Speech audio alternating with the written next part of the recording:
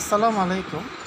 সূরা ফাতিহাতে আল্লাহ যে অলৌকিক গাণিতিক সাদৃশ্য রেখেছেন তা শুনলে যে কেউ বিস্মিত হতে পারত।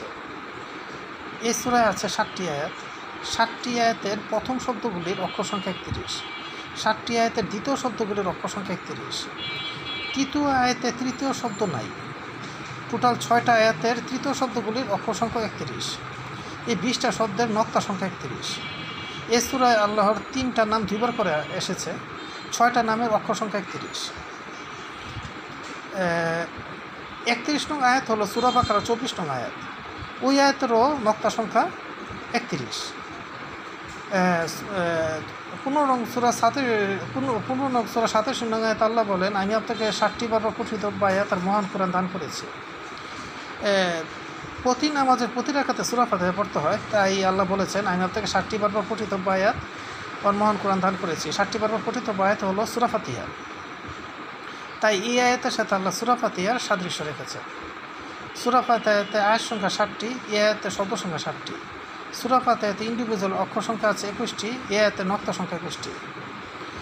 এই আয়াতের মধ্যে শব্দ মিম আর নুন দিয়ে গঠিত। মিম আর নুন হলো 24 আর 25 নং অক্ষর। 24 + 25 = 49, 7 × 7 = 49। সূরা ফাতিহাতে মিম দিয়ে শেষ হয়েছে এমন শব্দ সংখ্যা 7টি আর নুন দিয়ে শেষ হয়েছে এমন শব্দ সংখ্যা 7টি। সূরা ফাতিহাতে মিম দিয়ে শেষ হয়েছে 3টা আয়াত।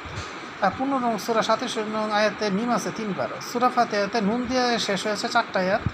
15 নং সূরা 87 নং আয়াতে নুন আছে 4বার। মানে যে কেউ এই সূরা ফাতিহার যে আল্লাহ যে অলৌকিক সাদৃশ্য রেখেছে 31 সংখ্যার, তারপরে যে আয়াত আল্লাহ মিন করেছে সূরা ফাতিহার কথা, সেই আয়াতের সাথে আল্লাহ বা সূরা ফাতিহার বিভিন্ন কিছু সাদৃশ্য রেখেছেন। পবিত্র কোরআনে অলৌকিক গাণিতিক সাদৃশ্য আছে এরকম ট্রিলিয়ন ট্রিলিয়ন।